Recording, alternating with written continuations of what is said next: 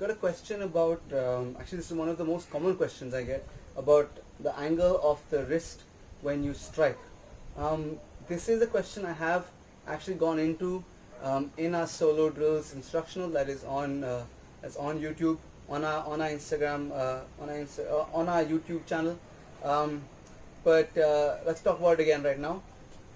Generally speaking, the angle of the wrist depends on a bunch of different factors. It depends on the length of your weapon, it depends on the weight of your weapon, and it depends on whether it's an edge or an impact weapon, the kind of weapon that you're using, right? It also depends on the range and what it is that you're specifically trying to do. Having said that, within the context of Filipino martial arts and Kali, generally what people say is that they want a 90-degree angle between your stick and your forearm. Something like this.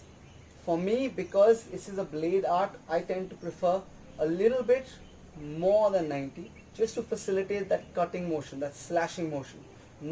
So it can be 90 or a little bit more than 90.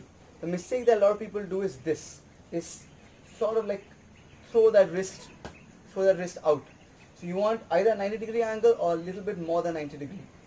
One place where a lot of people get stuck is in the follow through.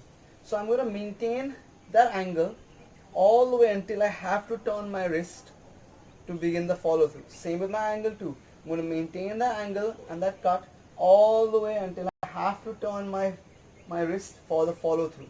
Until I have to turn that wrist for the follow through, the angle between my stick and my forearm, the angle of the wrist, will remain the same, whether it's 90 degrees or a little bit more than 90 degrees. I want it to be the same. I don't want this to happen. So the same until the follow through, same until the follow through.